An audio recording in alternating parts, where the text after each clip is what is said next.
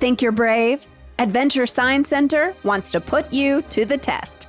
Waylate Playdate Camp Fear at Adventure Science Center is a 21 and up night out where you'll face your phobias and maybe discover a few new ones. Hold hissing cockroaches, take on 300,000 volts at the Van de Graaff generator, catch live comedy, and see a planetarium show scored by a string quartet. Plus, there'll be food trucks and a full bar to help calm your nerves. Waylate Playdate Camp Fear, August 7th at Adventure Science Center. Tickets at adventuresci.org.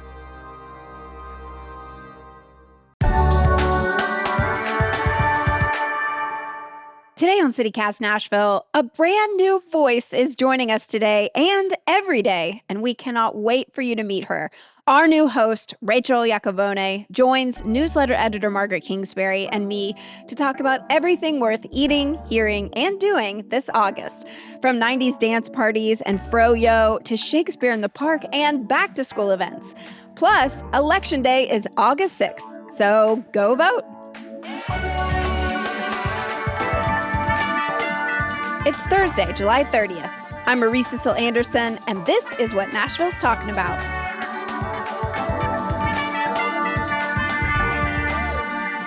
Well, listeners, as promised, we have some very exciting news this month. Dun, dun, dun, dun. We have a new voice joining the CityCast Nashville team. Yay! She is an award-winning public radio journalist and former host, editor, and director at Nashville Public Radio.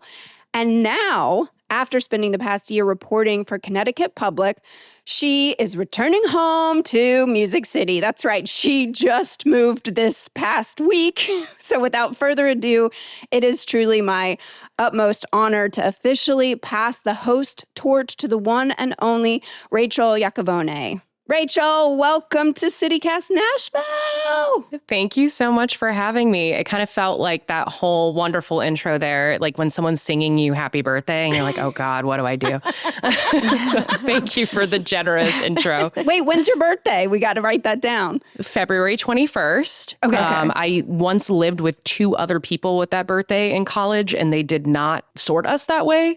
It was God, the universe. So shout out, please leave, a comment, shout out to us on social media if you also are somehow a February 21st-er. How does it feel to be back behind a Nashville microphone? Oh, it feels like a homecoming. Everyone's been so welcoming to be here. And CityCast Nashville is like how I felt connected to home. While I was away, I was listening. And you guys always felt like you were having so much fun. And even when you were covering subjects that were like less fun than we're about to talk about. So this is really, really great. I felt like I knew you guys, my parasocial relationship, even before I got this job.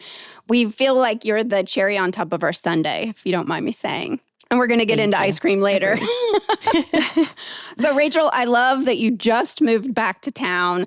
Apologize a little bit for this, but we're just going to throw you right into the deep end because it's August and Nashville's calendar is very packed. And we are so eager to hear what you're excited to do now that you've moved back. But, Rachel, we're going to be easy on you since you just moved back. So let's start with what you want to eat. I've heard you're a big foodie. So what have you missed the most and where are you heading to first now that you're home? Yeah, as I was waiting on those movers to bring all my pots and pans, I've been eating out pretty much every meal. The thing I probably missed the most is actually Kurdish food. And I used to live in West Nashville. Now I live in South. So I'm kind of in the perfect location for that. My first sit-down meal after arriving was Odessa. And my mom was traveling with me. So she finally got to go to Odessa. It kept being so packed after it made that New York Times list that every time we'd walk up, there'd be a line out front. And she'd go, oh, we can go somewhere else. So it's been several years of me saying we have to go here. And, we got seated immediately. The service as usual was amazing. And I eat mostly plant-based. And so this is one of those places that it's very easy to do and eat the best chickpeas, something that I can't make at home easy enough, And I would say the number of coffee shops has significantly grown since I left. I also am very lucky to live near Tempo, which has been my longtime favorite since I first moved to Nashville in 2019. They have expanded their menu. If you've not been to Tempo, I highly recommend it. It's like the best breakfast tacos in town. I'm from a very Mexican area of Florida. So when I first moved up here, I was like, oh, this is great. I ended up in Connecticut in a very Puerto Rican area, which is like my own blood. But even though I could go and get like a café con leche, which is our thing, I couldn't get like a horchata espresso. So now I can again. And I really miss that. That's great. You know, this is why I'm so excited you're here too, Rachel, because no one else on our team are big coffee goers. Like, we're not going to coffee shops. No, I just what is make this? my own. I don't spend my money on coffee. I spend it on sushi or other things. So this is good. We need a coffee. We need somebody to be on the coffee beat. I am at a different coffee shop probably daily. It's a habit. I put it in my budget every month. I have a nice espresso machine, guys. I'm a former barista in college, so I can make my own coffee. I choose not to. We just are really lucky in this city. I say that as someone who's taken the train into New York City for the last year. I don't think I had a single New York City coffee shop that was better than anywhere here. Wow. So that is not a hot take. It's a correct take. I'm more of a tea drinker myself. And Marie, I saw on Instagram that you had some wonderful tea this week, and I want you to tell me about it. This is the thing that I'm going to return to this month. It was my mom's suggestion. My hip mom, who's almost 80 years old, was like, we have to go to Istanbul Lounge on Nolensville Pike for Turkish breakfast. So this past Sunday, my family went, and we actually shared the breakfast for two, which was so much food for $42.99. So much food for three people. And they present Turkish tea to start. It's mixed with hot water and the actual tea to dilute it. And then sugar cubes. The tea was outstanding. And then again, like a plethora of cheeses and breads and fresh vegetables and sauces, honey with walnuts. And then I posted just a sweet little picture of just like, I'm here. And the owner came over and said, thank you so much for posting. On the house, I'd like to give your family Turkish coffee. Would you film it? You know, they drag the coffee in hot sand, and it was outstanding. And he served it with Turkish delights, the little gummy type candies. I just remember from Lion, the Witch, and the Wardrobe, Turkish delight. I felt transported. I felt like I was not in Nashville. The music, the people around us, the different languages we were listening to.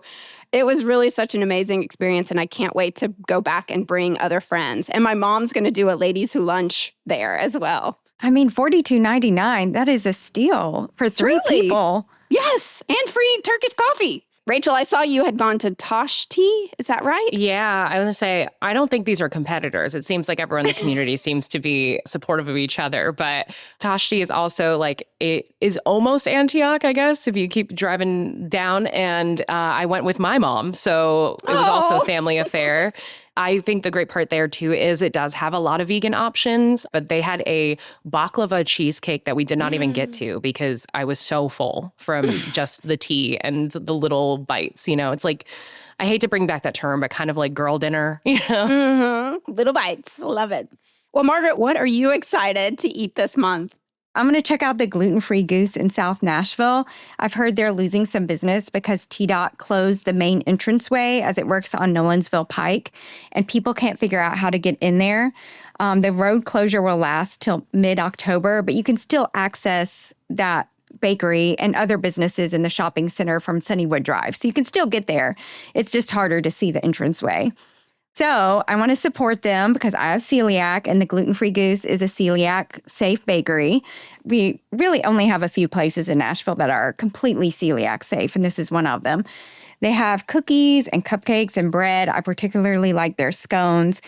This is quite a ways from me, from Bellevue, so it does take a bit to get there, but I'm still going to go. I'm going to take the time to do that. If you live closer, or even if you don't live closer, you should support them.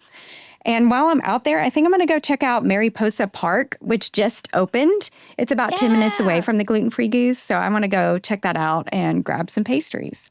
The gluten-free goose. What a name. The gluten-free goose. Yeah. Well, I feel bad for them that it's been obstructed and it's hard to get to. So, all right. Well, Rachel, now that you're back, is there anything new in the Nashville's food scene that you just truly can't wait to try besides all the coffee shops?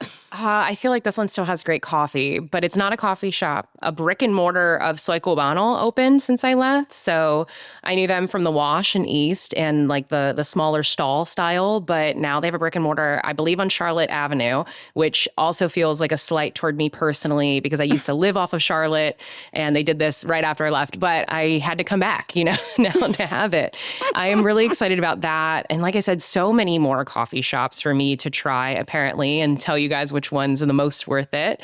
I know we were talking about the number of like ice cream froyo, that trend that's come back, I guess. I'm glad, I used to go to the froyo shop before you'd go to like the movies in high school. It was like right after the burger trend, which I guess was right after the cupcake shop trend. So it all circles back. There's so many froyo places. It's wild. And Margaret, I just have to shout you out. You had an excellent article this past week about all the amazing new ice cream and dessert shops in town. So folks, please go to our website, nashville.citycast.fm, to check out all the places for frozen treats in town. One of which is Culture Club, which I tried to go to, and the line was wrapped around. This is the one in WeHo. Now there's one downtown. The WeHo line moves quick, all right? I got it my first week. It's not that far from me. I had a friend who was really like, I've been waiting for you to return to Nashville to put up with the line. So we went, I think it was like a 15-minute wait, and it moved way faster than I thought it was going to, considering the chaos of they have seating inside. Don't sit there. Honestly, Okay. It's like if you were sitting, you're just going to get stepped all over by the long line of people. So I think that was part of the holdup. But I got the passion fruit and the tart, and both were very good. They have a lot actually of gluten-free options, Margaret. So great. I think some of them are totally celiac safe because they're keeping them separately. I will say my pro tip is that if you want just tart frozen yogurt that's more that Greek style, the best one in town is probably Radish, and it's cheaper and it's just that. Yes, the salad place. I also say that about Greenery's chocolate chip cookies. Some of the best desserts are at salad places here in town. Okay, I'm going to try it then. I'm just going to skip the salad, though, and go straight for the froyo. Yes. At least there's something safe to eat at a salad place right now.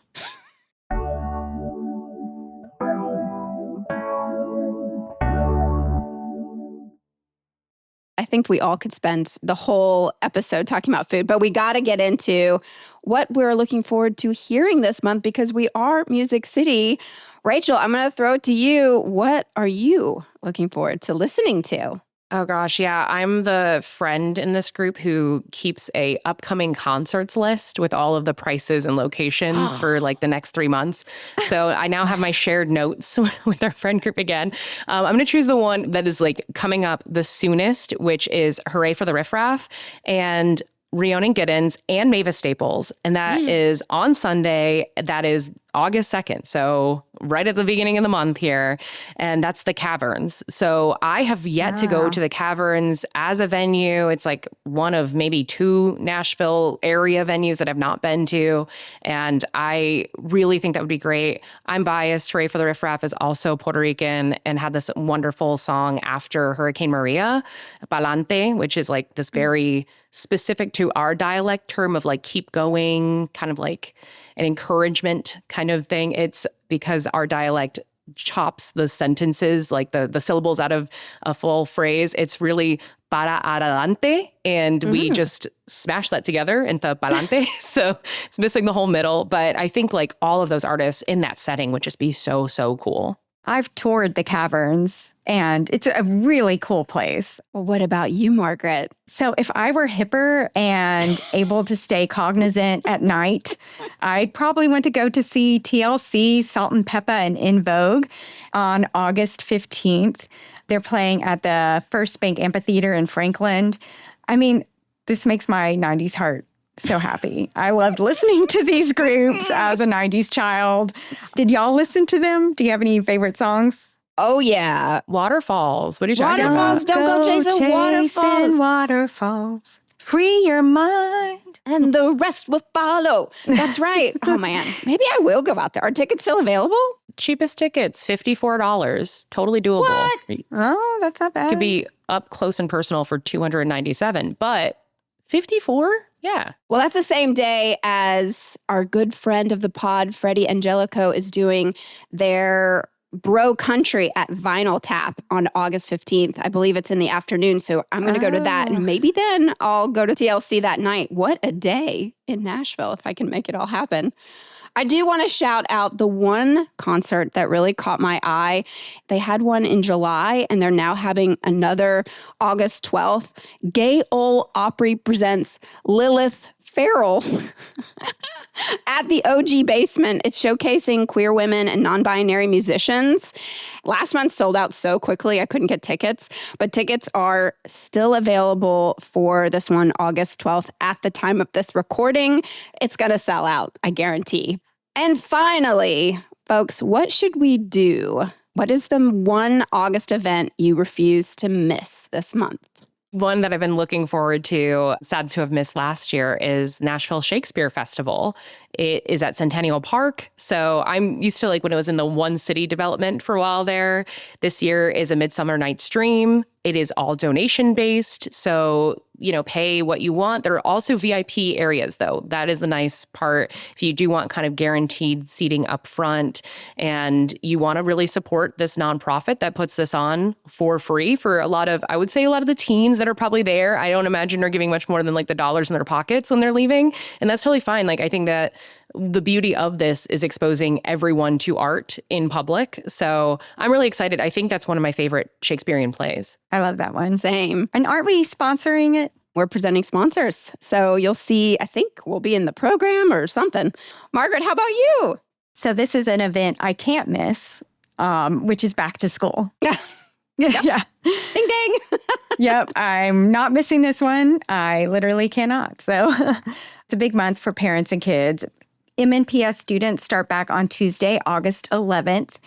And Metro Nashville Public Schools, they're hosting a bunch of back-to-school bashes based on school clusters. So I think previously they've kind of done it where there was one big bash, but this year they're doing it by school clusters.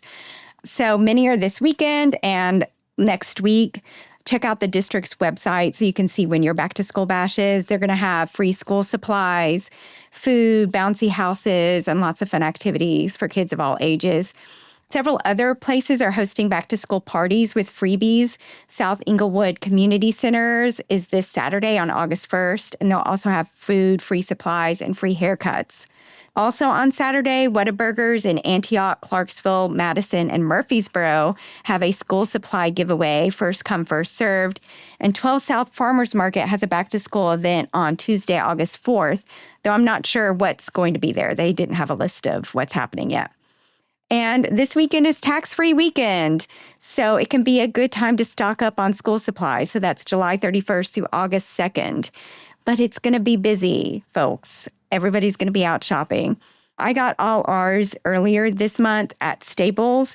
It was about $130. So it is expensive to buy these back-to-school supplies. Admittedly, I let my kid pick out a backpack, so we bought some extra things, but, backpacks are kind of important for school. MNPS is providing free supplies to kindergartners and first graders, but check your school's PTA page for school supply lists. Wow, I can't believe it's already time to go back to school. Margaret, are you okay? I cry every first day of school, and I probably always will. On the one hand, it's hard in the summer. It's hard to find childcare. It's expensive to find childcare over the summer if you're a working parent, but it's sad to see them get, so old. I want her to get bigger. It's great to see them get bigger, but it's still sad. Time is a thief. And I also meant to say, I forgot to mention this, that back to school times are changing. High school is 7:25 in the morning to 2:25 in the afternoon. Middle school isn't changing. It's 8:55 to 3:55. And elementary school is 8:10 to 3:10. So they changed about 10 to 15 minutes to let high school kids have a little more time to sleep in the morning, because Nashville high schoolers had the earliest start time in the nation. So now it's still really early, 7:25 in the morning for high schoolers. Well, I'm glad you brought up high school because apparently Nashville wants to party like it's 1999, which is the year I graduated from John Overton here in Nashville, Tennessee. But have y'all noticed all the 90s events this month in Nashville? It's crazy. I guess it's the nostalgia craze, right? I guess. I mean, Rachel, you're a little younger. Is the 90s hitting you and your friends as much as I guess it's attacking us ladies? Yeah, like I'm seeing it in events, and I think because I'm straddling as a millennial. I turned 30 this year, and my friend group, is a bunch of 32-year-olds to 28-year-olds. We're all in that, same age range. Our youngest friends were born in 1999. So there's not this nostalgia pull. It's like, oh yeah, I listen to these songs, the Kids Bop version, of them. So I know, I'm so sorry. I saw everyone cringe. No, I love it. My kid loves Kids Bop. Look, at the time, it was great. I don't know about the quality today, but it was good at the time. It's like those Now This albums, I have no idea who's buying those now, but they're still putting them out. So, oh man, if I have a long road trip, I'll throw one of those on. I'm not ashamed.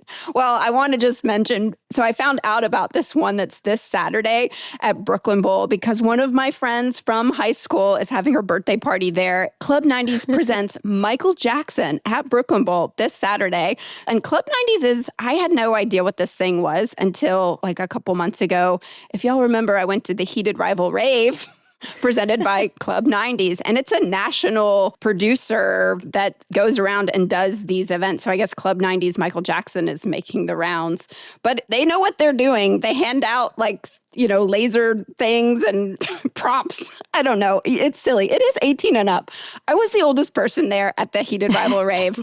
I felt as though, I could have gotten dark about man, I'm the oldest person here. But then I'd spun it around and I was just so proud of myself for kind of stepping outside of my comfort zone and going and dancing with the children.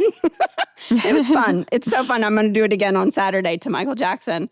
But they have Club 90s. Again, at Brooklyn Bowl, they have Club 90s off-campus night, which did y'all watch Off-Campus on Amazon? Or I guess it's a book too. Yeah, it's making the rounds. I was told to watch it because someone told me it was better than The Summer I Turned Pretty. And again, I think this is the millennial Gen Z argument kind of thing. I was like, well, you guys didn't grow up reading Jenny Han, okay? Right.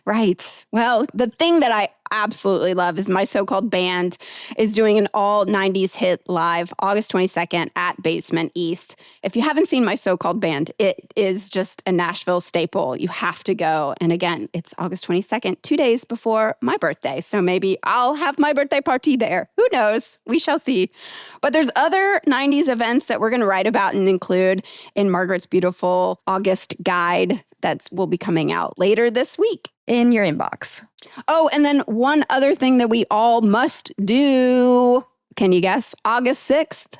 Vote. We're voting. I just re-registered, so that may be cutting it a little close. We'll do a whole story, I'm sure. I'll just record the audio of me entering and see how that goes. Yeah. We'll wire you up. Yeah. How exciting. You'll be like, we can see the wire sticking out of your shirt. Yeah. That's right, folks. August 6th, state and federal primary election and municipal general. So please go vote. Please, please, please. And then we have a concert calendar because, again, we're Nashville. So we have Bob Dylan at Ascend Amphitheater on August 1st. I love Metric, Broken, Social Scene, and Stars. The Feelings Tour at the Ryman on August 4th. And My Chemical Romance is performing August 13th at Nissan Stadium. Whitney's going for sure. Well, I mean, gosh, I feel like Nashville's just rolling out the red carpet for you, Rachel. You're welcome. It does feel like that. Yeah, thank you guys. Yeah, all these amazing events. I mean, that I think is one of the greatest things about living in our city is that there's something so cool to do every single night, every single day, every single hour, minute, second here in Nashville. And again, we're so glad that you're here. Thanks for moving back. Yes, thank you. Thank you guys for giving me a wonderful reason, many, many reasons to move back. Happy August. See y'all soon.